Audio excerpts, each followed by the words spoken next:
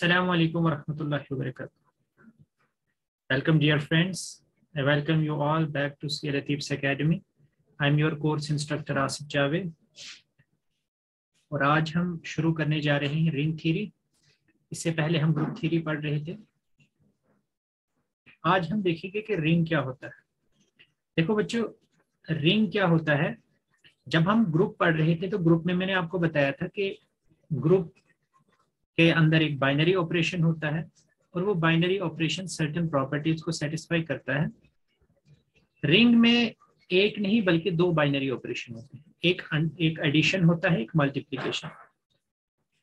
और किसी भी नॉन एम्प्टी सेट को हम रिंग कब कहते हैं? जब एक नॉन एम्प्टी सेट के पास दो बाइनरी ऑपरेशन हो, एक एडिशन हो, एक मल्टीप्लिकेशन हो, और अंडर एडिशन वो क्या बनाए, एबिलियन ग्रुप बनाए या कम्यूटेटिव ग्रुप बनाए, और अंडर मल्टीप्लिकेशन वो सेमी ग्रुप बनाए। सेमी ग्रुप का मतलब एक तो वो क्लोजर प्रॉपर्टी को सेटिस्फाई करे और एसोसिएटिविटी को सेटिस्फाई करे। इसी तरह से लेफ्ट और राइट डिस्ट्रीब्यूटिव लॉ को भी वो सेटिस्फाई करता हो। मतलब multiplication should distribute over addition. तो अगर लेफ्ट और राइट डिस्ट्रीब्यूटिव लॉज भी सेटिस्फाई हो जाए, अब देखिए, under addition it is an abelian group, under multiplication it is just a semi group, and under both multiplication and addition, जिसे हम डिस्ट्रीब्यूटिव लॉज कहते हैं, जिसमें दोनों एक साथ हम बाइनरी ऑपरेशंस पे अप्लाई करते हैं। तो दो डिस्ट्रीब्यूटिव लॉज जो हैं इसमें सेटिस्फाई होने चाहिए। एक लेफ्ट डिस्ट्रीब्यूटिव लॉ जिसमें हम एक एलिमेंट को लेफ्ट से मल्टीप्लाई करेंगे, और एक राइट डिस्ट्रीब्यूटिव लॉ जिसमें हम एलिमेंट को राइट से मल्टीप्लाई करेंगे। तो जब ये सब प्रॉपर्टी सेटिस्फाई हो जाती हैं किसी भी नॉन एम्प्टी सेट के लिए, तो वो उन दो ऑपरेशंस के अंडर क्या बनाता है? रिंग बनाता है। एग्जाम्पल आपकी सबसे बेहतरीन एग्जाम्पल और सबसे सिंपल एग्जाम्पल आपकी इंटीजर है। अगर आप इंटीजर को गौर से देखें, अंडर एडिशन एंड मल्टीप्लिकेशन, तो अंडर एडिशन ये एक एबिलियन ग्रुप होता है, इसे हमें चेक करने की जरूरत नहीं है, वी ऑलरेडी नो दिस। और अंडर मल्टीप्लिकेशन ये एक सेमी ग्रुप बनाएगा, क्योंकि अगर आप कोई भी दो एलिमेंट्स लेंगे अंडर जेड लेंगे आप, तो इसमें मल्टीप्लिकेटिव प्रॉपर्टी के अंडर ये क्लोजर प्रॉपर्टी सेटिस्फाई करेगा, और इसी तरह से एसोसिएटिविटी प्रॉपर्टी भी जो है इसमें अंडर मल्टीप्लिकेशन सेटिस्फाई होगी। और इसी तरह से लेफ्ट और राइट डिस्ट्रीब्यूटिव लॉज भी जो है इंटीजर्स में सेटिस्फाई हो जाते हैं। तो इस तरह से हम कह सकते हैं कि इंटीजर जो है under multiplication and addition this is a ring structure. इसी तरह से आपके पास और भी बहुत सारे एग्जांपल्स हैं, जैसे सेट ऑफ रैशनल नंबर्स को आप देखिए अंडर एडिशन एंड मल्टीप्लिकेशन। इसी तरह से set of real numbers under addition and multiplication, set of complex number under addition and multiplication. ये आपका जो Zn है, this under addition and multiplication, they are all ring structures. इसी तरह से अगर आप Z क्रॉस Z को देखें अंडर एडिशन एंड मल्टीप्लिकेशन, तो अंडर एडिशन जो है ये कम्यूटेटिव ग्रुप बनेगा, क्योंकि अगर आप कोई भी दो एलिमेंट्स इसके अंदर लेंगे जो कि A, B के टाइप के होंगे, तो इसमें क्लोजर प्रॉपर्टी भी सेटिस्फाई हो जाएगी, एसोसिएटिव प्रॉपर्टी को भी आप देख सकते हो, वो भी सेटिस्फाई हो जाएगी। फिर इसके बाद आप इसमें आपको आइडेंटिटी भी मिलेगी। तो इसी तरह से हर एलिमेंट का आपको इनवर्स भी मिलेगा, और कम्यूटेटिव प्रॉपर्टी भी सेटिस्फाई हो जाएगी। तो कम्यूटेटिव ग्रुप भी ये हो जाएगा अंडर एडिशन। और रही बात सेमी ग्रुप की, तो सेमी ग्रुप भी ये हो जाएगा क्योंकि अंडर मल्टीप्लिकेशन, क्योंकि अगर आप कोई भी दो एलिमेंट्स लेते हो, उनको आप मल्टीप्लाई करो, तो फिर से उसका मल्टीप्लिकेशन भी आपको इसी में मिलेगा, और एसोसिएटिविटी प्रॉपर्टी भी इसमें सेटिस्फाई हो जाएगी। इसी तरह से लेफ्ट और राइट डिस्ट्रीब्यूटिव लॉज भी इसमें सेटिस्फाई हो जाएंगे। सिमिलरली जैसे Z क्रॉस Z के लिए ये रिंग हो जाता है, Q क्रॉस Q के लिए भी हो जाएगा, R क्रॉस R भी, C क्रॉस C भी, Zn क्रॉस Zn भी, Z क्रॉस Q भी, Q क्रॉस R भी, Q क्रॉस C भी, Z cross Q cross R जो है, all these structures under addition and multiplication, they will satisfy all these properties. Now coming to another important type of ring, this is set of square matrices of order n, जिसमें आपके elements R से आ रहे हैं। तो इसमें जब n 1 होगा, so it will look like R, तो R तो होता ही है। जब आप n greater than equal to 2 लेंगे, तो इस तरह का एक स्ट्रक्चर बनेगा, इक्वल टू 2 के लिए ये स्ट्रक्चर बनेगा। तो इसमें आप देख सकते हो 2 के लिए ये रिंग बन जाएगा। सिंपल आपको प्रॉपर्टीज यूज करनी है मैट्रिक्स की, कहीं पे मैट्रिक्स एडिशन आपको यूज करना है, कहीं पे मैट्रिक्स मल्टीप्लिकेशन। तो आप देख सकते हो कि ये सब की सब प्रॉपर्टीज को सेटिस्फाई करेगा, सो ये भी एक रिंग स्ट्रक्चर बन जाएगा। So M N R under addition is an abelian group. अब इसमें नोट आपको ये करना है कि ये एबिलियन ग्रुप तो है but this is not cyclic group, ठीक है।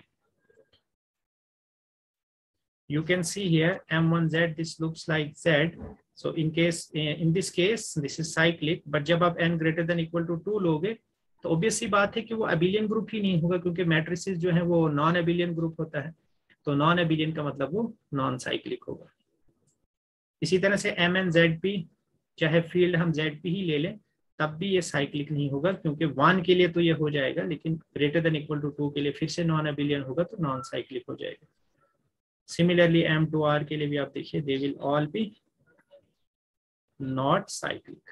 एक इंपॉर्टेंट सेट जो हम रिंग में पढ़ते हैं, रिंग थ्योरी में, that is Gaussian integers. Gaussian integers क्या होते हैं? जैसे आपने कॉम्प्लेक्स नंबर्स पढ़े होंगे, कॉम्प्लेक्स नंबर्स में हमारे पास a+ib के टाइप के नंबर होते हैं, जिसमें a और b दोनों रियल नंबर से आते हैं। लेकिन अगर a+ib टाइप के नंबर हमारे पास हो, वेयर आयोटा इज √-1, सेम जैसे हम कॉम्प्लेक्स नंबर्स में लेते हैं, तो ये a और b अगर बजाय रियल नंबर्स के इंटीजर से आए तो इस तरह के स्ट्रक्चर को हम गॉसियन इंटीजर्स कहते हैं।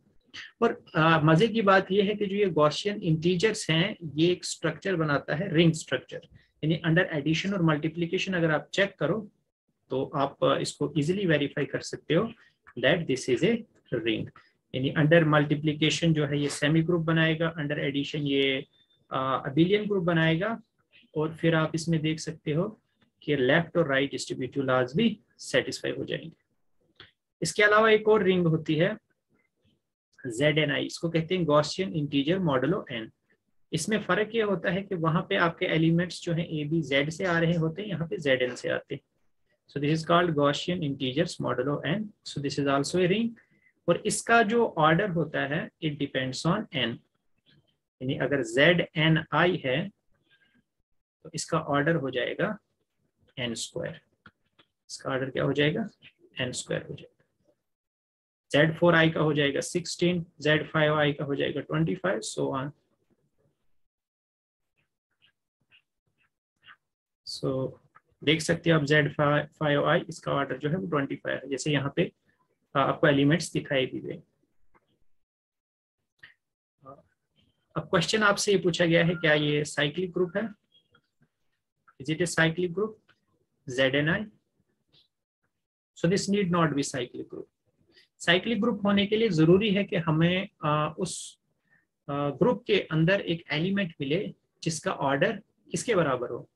जिसका ऑर्डर उस ग्रुप के ऑर्डर के बराबर हो। लेकिन हमें एलिमेंट नहीं मिलेगा इसके अंदर जिसका ऑर्डर n² हो, तो इसलिए ये साइक्लिक ग्रुप नहीं हो सकता। इसी तरह से Q क्रॉस सिंगलटन 0 जो है अंडर एडिशन एंड मल्टीप्लिकेशन, ये भी रिंग स्ट्रक्चर बनाएगा। इसको आप चेक कर सकते हो। This is very simple. अब कम्यूटेटिव रिंग की बात करते हैं। रिंग की बात हो गई, अब एक रिंग को कम्यूटेटिव कब कहते हैं? बस एक प्रॉपर्टी को आपको ऐड करना है। हमने कहा था कि ring under multiplication, this R under multiplication is a semi group.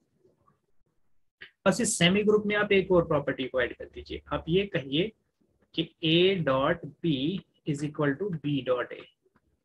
If this happens for all AB belonging to R, तो हम कहेंगे कि वो रिंग जो है not only ring but this is commutative ring. तो जो कम्यूटेटिव प्रॉपर्टी है this is in terms of, अब जितनी भी प्रॉपर्टीज हम रिंग में ऐड करेंगे वो इन टर्म्स ऑफ मल्टीप्लिकेशन ऐड करेंगे। अब हमने एक एक्स्ट्रा प्रॉपर्टी इसमें अंडर मल्टीप्लिकेशन कम्यूटेटिव वाली ऐड कर दी, तो इससे हमने क्या कहा? कम्यूटेटिव रिंग का। क्वेश्चन आपसे पूछा गया है क्या M2R कम्यूटेटिव रिंग है? Answer is no.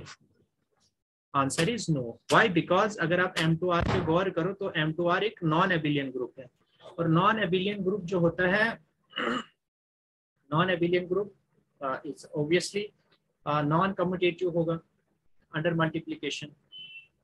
तो मैट्रिसेस क्योंकि कम्यूट नहीं करती हैं for n greater than equal to 2, तो इसलिए आप कह सकते हो कि जो मैट्रिसेस हैं they will not form commutative ring. So this is it.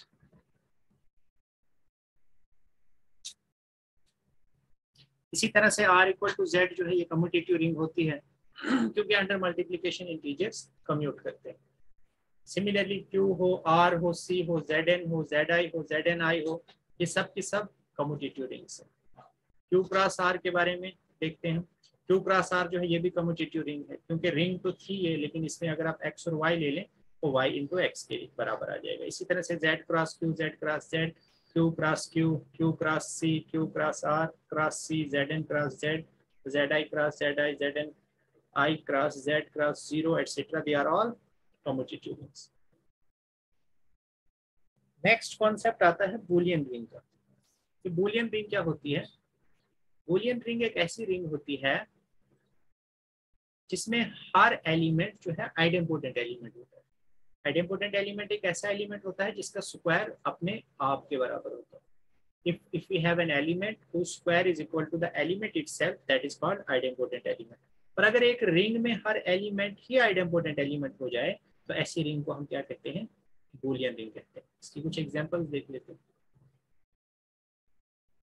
Example इसमें देखिए Z2 which contains 0 and 1, 0 का स्क्वायर 0, 1 का square 1, so Z2 is a boolean ring। इसके अलावा ये देखिए जो बूलियन रिंग्स होती हैं ये पर्टिकुलर टाइप्स की होती हैं, यानी हर रिंग बूलियन रिंग नहीं होती। इसी तरह से Z2 क्रॉस Z2 अगर इसको आप देखेंगे 0 0 का स्क्वायर इसके एलिमेंट्स ये हैं, दैट इज सेम, 0 1 का स्क्वायर इज सेम, 1 0 का स्क्वायर इज सेम, 1 1 का square is same. Not only Z2 cross Z2 बल्कि इस टाइप की जितनी भी रिंग्स होंगी Z2 cross Z2 cross Z2, Z2 cross Z2 cross, infinitely many times आप इसको रिपीट कर सकते हो। तो इनमें जितने भी एलिमेंट्स होंगे उनका स्क्वायर खुद वही एलिमेंट आ जाएगा। तो आपको डिफरेंट डिफरेंट ऑर्डर की मिल जाएंगी। ऑर्डर 2 की आपको मिल गई, ऑर्डर 4 की मिलेगी, फिर ऑर्डर 8 की मिलेगी, and so on. You can have Boolean ring of order infinity also. अब जैसे कि मैंने आपको कहा कि रिंग में जितनी भी नई नई प्रॉपर्टीज आ रही हैं, रिंग की जो भी हम मॉडलिंग कर रहे हैं, इसमें जो भी प्रॉपर्टीज ऐड हो रही है वो अंडर मल्टीप्लिकेशन की वजह से ऐड हो रही है। यानी मल्टीप्लिकेशन में हम कुछ एक्स्ट्रा प्रॉपर्टीज को ऐड कर रहे हैं जिसकी वजह से रिंग में नई नई प्रॉपर्टीज ऐड हो रही। अभी हमने कहा था कम्यूटेटिव रिंग, वहां पे हमने कहा कि अंडर मल्टीप्लिकेशन ये प्रॉपर्टी सेटिस्फाई होनी चाहिए, a dot B is equal to B dot A for all A B. इसी तरह से रिंग विद यूनिटी क्या होता है? रिंग विद यूनिटी हम कब कहेंगे? जब हमें मल्टीप्लिकेटिव आइडेंटिटी मिले। अभी तक हमने सिर्फ कहा था सेमी ग्रुप है, यानी क्लोजर प्रॉपर्टी है अंडर मल्टीप्लिकेशन और साथ में एसोसिएटिविटी प्रॉपर्टी थी। उसमें हमने एक प्रॉपर्टी ऐड की कम्यूटेटिव वाली, तो कम्यूटेटिव रिंग बन गई। उसमें एक और प्रॉपर्टी हम ऐड कर देंगे कि मल्टीप्लिकेटिव आइडेंटिटी भी उसमें लाई करती है। दैट मीन्स एक ऐसा एलिमेंट रिंग के अंदर लाई करता है कि अगर हम उसे किसी भी रिंग के एलिमेंट के साथ मल्टीप्लाई करेंगे तो रिंग के एलिमेंट को अफेक्ट नहीं करेगा। So if this thing happens then we say that the ring is having a unity and we say that the ring is with unity। Example देखते हैं कि कौन कौन सी रिंग्स विद यूनिटी होती हैं। So let's have a look at that।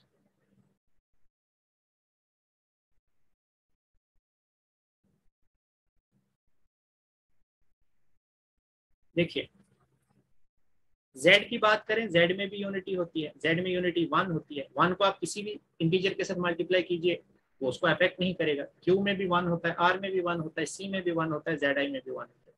Q cross R क्या ये ring with unity है?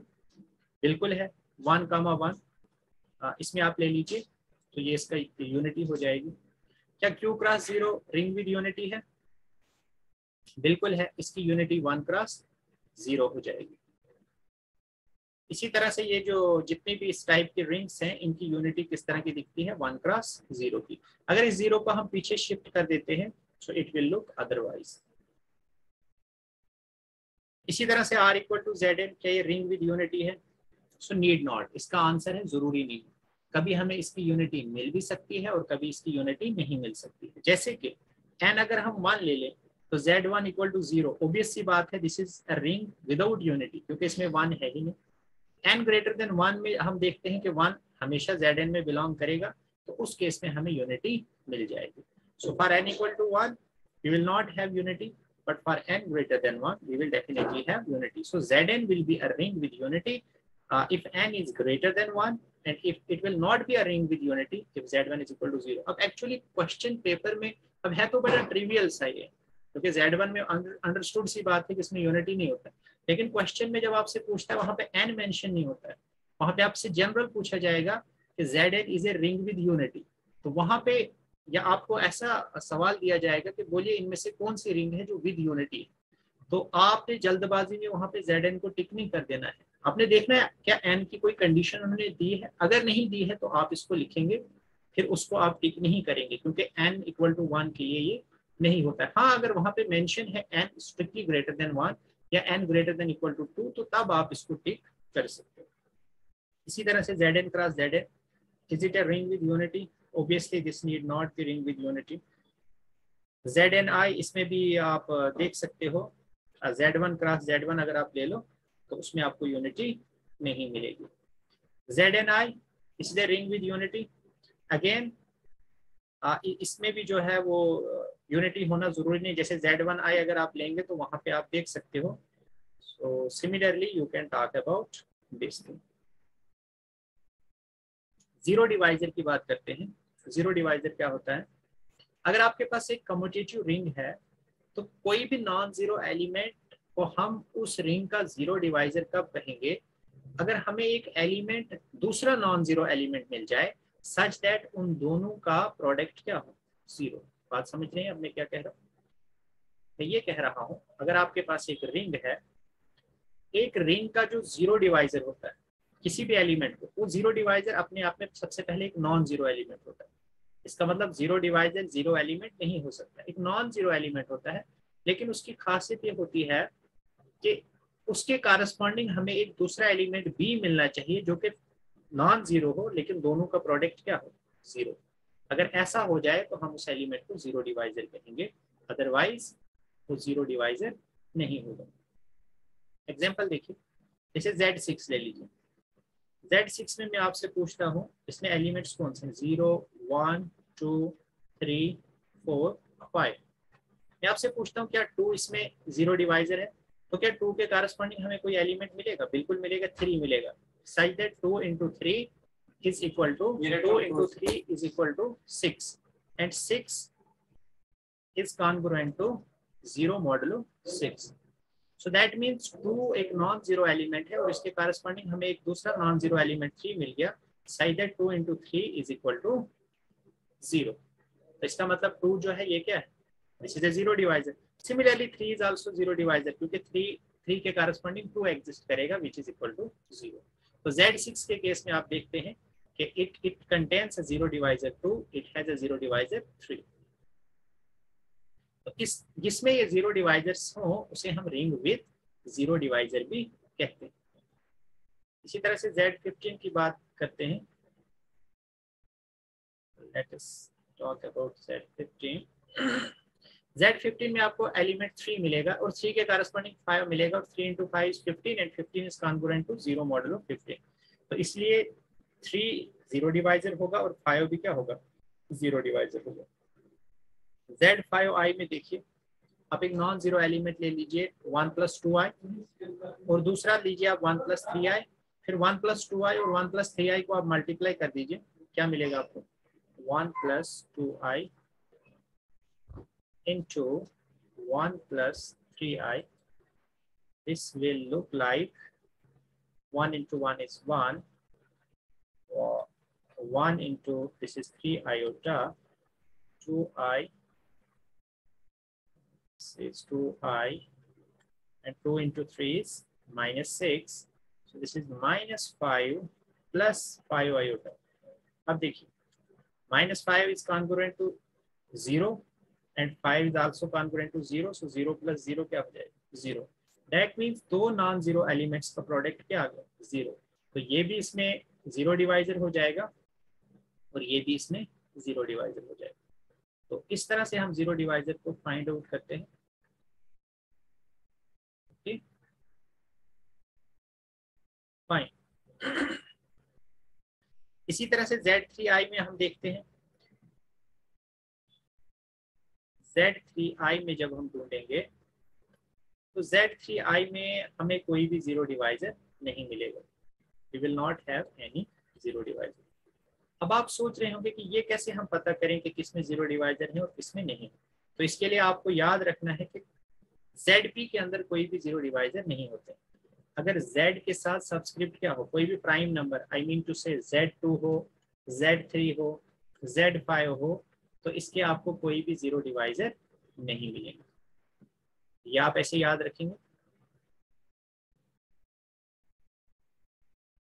They will have no zero divisor. So if n is greater than 1 and n is not equal to p, definitely it will have a zero divisor. अगर n greater than 1 है और n जो है वो prime number के equal नहीं है, मतलब कहने का ये है कि वो Z4 है, Z6 है, Z8 है, कुछ भी है, तो इसके आपको जीरो डिवाइजर्स पक्का मिलेंगे। So that will be ring with zero divisor. ठीक है, fine, no need to do the proof. इसी तरह से ZNI में हम Z2I में आप देख सकते हैं, this has zero divisors. Z7I we will look at the formula for zero divisors। इसके केस में हम कैसे देखेंगे, we will look at later on। आइए एक नई चीज पढ़ते हैं, इंटीग्रल डोमेन। देखिए, जैसे कि मैं आपको कह रहा हूं कि हर जो नई प्रॉपर्टी हम ऐड कर रहे हैं रिंग में, वो विद रिस्पेक्ट टू मल्टीप्लीकेशन हम ऐड कर रहे हैं। We are adding that with respect to multiplication. अभी तक हमने देखा कि अगर हमने रिंग के अंदर कम्यूटेटिव प्रॉपर्टी इंट्रोड्यूस की अंडर मल्टीप्लीकेशन, तो वो कम्यूटेटिव रिंग बन गई। अगर हमने ये कहा कि उसके अंदर मल्टीप्लीकेटिव आइडेंटिटी है, तो वो रिंग विद यूनिटी बन गई। अब अगर एक कम्यूटेटिव रिंग जिसमें यूनिटी भी है, उसे हम इंटीग्रल डोमेन कब कहेंगे, अगर वो रिंग विदाउट जीरो डिवाइजर्स हो, यानी अगर उसके अंदर जीरो डिवाइजर्स ना हो, तो ऐसी रिंग को हम क्या कहते हैं, इंटीग्रल डोमेन कहते हैं। So a ring without zero divisors, like this commutative ring with unity without zero divisors, उसको हम क्या कहते हैं, इंटीग्रल डोमेन। अब विदाउट जीरो डिवाइजर से क्या मतलब है कि अगर दो एलिमेंट्स का प्रोडक्ट जीरो है, तो जैसे कि मैंने कहा था कि विद जीरो डिवाइजर्स की ये कंडीशन होती है कि दोनों क्या होते हैं, दोनों नॉन जीरो होते हैं, लेकिन उनका प्रोडक्ट जीरो होता है। लेकिन अगर विदाउट जीरो डिवाइजर्स हमें बताना है, इसका मतलब या तो ए जीरो होना चाहिए या बी जीरो होना चाहिए, या ये दोनों जीरो हो सकते हैं। यानी ऐसा नहीं होना चाहिए कि नॉन जीरो एलिमेंट्स का प्रोडक्ट जीरो हो जाए। नॉन जीरो एलिमेंट्स का प्रोडक्ट अगर जीरो हो जाता है, तो ये किसकी निशानी होती है, this is the sign of ring with zero divisors.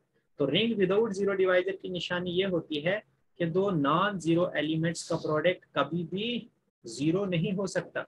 दो नॉन जीरो एलिमेंट्स का प्रोडक्ट हमेशा नॉन जीरो होता है, या दूसरे लफ्जों में हम ये कहेंगे कि दो एलिमेंट्स का प्रोडक्ट जीरो एक ही कंडीशन में हो सकता है, जब इनमें से कोई एक एलिमेंट जीरो हो या दोनों एलिमेंट जीरो हो जाए।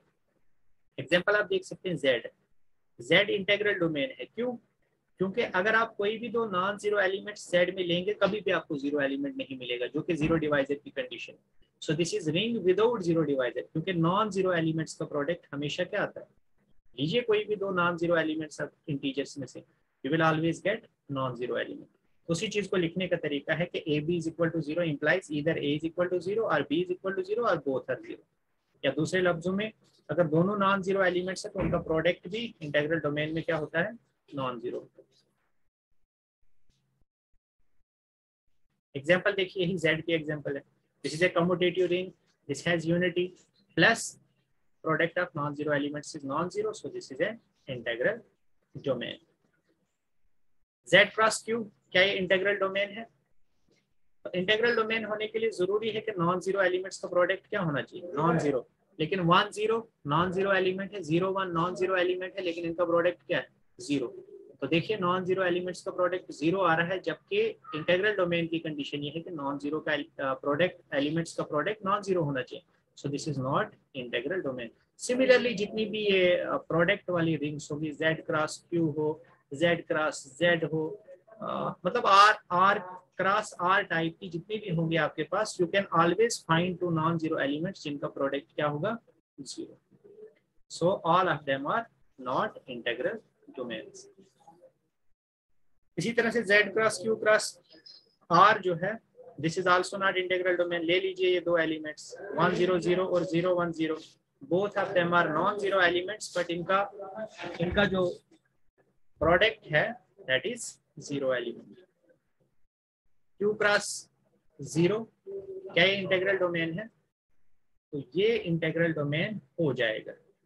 These are all integral domain. जिनमें एक तरफ से जीरो सिंगल टर्म होगा, तो ये वाले प्रोडक्ट्स जो हैं ये सब के सब इंटीग्रल डोमेन हो जाएंगे, क्योंकि इनमें वो कंडीशन सेटिस्फाई हो जाएगी कि AB is equal to 0 implies A is equal to 0 और B इज इक्वल टू 0.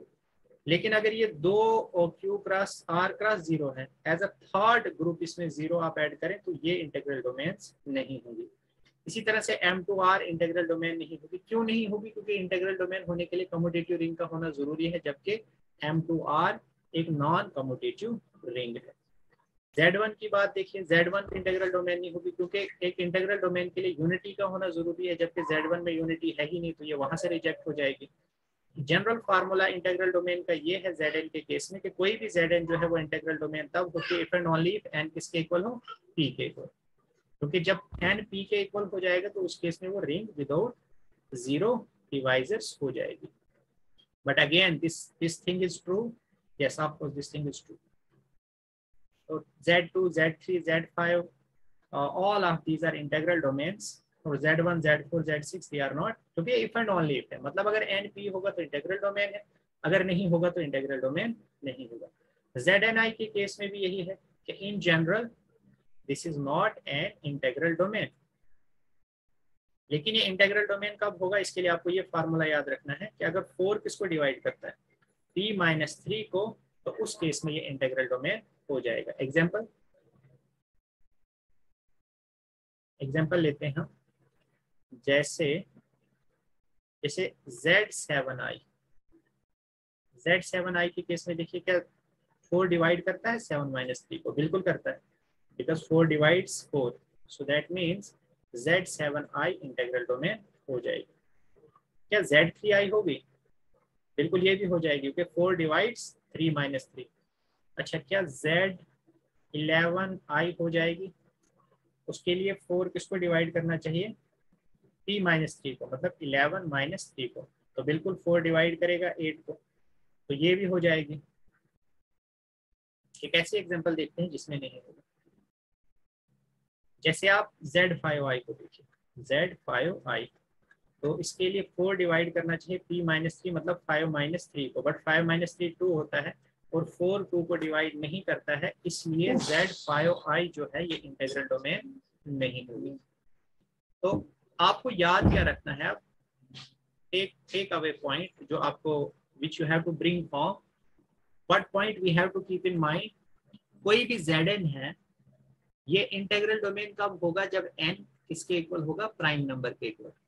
और कोई भी Zn है, ये इंटीग्रल डोमेन कब होगा? जब 4 किसको डिवाइड करेगा? ZPi, where P is prime. ये इंटीग्रल डोमेन कब होगा? जब 4 किसको डिवाइड करेगा? P-3 को. तो सिर्फ उसी कंडीशन में ये इंटीग्रल डोमेन हो सकता है. तो इस तरह से आपने देख लिया कि Zn को कैसे चेक करना है इंटीग्रल डोमेन, और Zni को कैसे चेक करना है. ऐसे ही Z क्रॉस Z को देखिए आप, ये भी इंटीग्रल डोमेन नहीं होगा. क्यों नहीं होगा? Z cross Z, this will never be N integral domain, क्योंकि दो एलिमेंट्स ले लीजिए ना, 1 0 0 और 0 1 0, दोनों नॉन जीरो एलिमेंट्स हैं, लेकिन इनका प्रोडक्ट क्या हो जाएगा? 1 into 0 is 0, 0 into 1 is 0, 0 into 0 is 0. तो देखिए दो नॉन जीरो एलिमेंट्स का प्रोडक्ट क्या हो गया? 0. तो जबकि इंटीग्रल डोमेन के लिए नॉन जीरो एलिमेंट्स का प्रोडक्ट क्या होना चाहिए?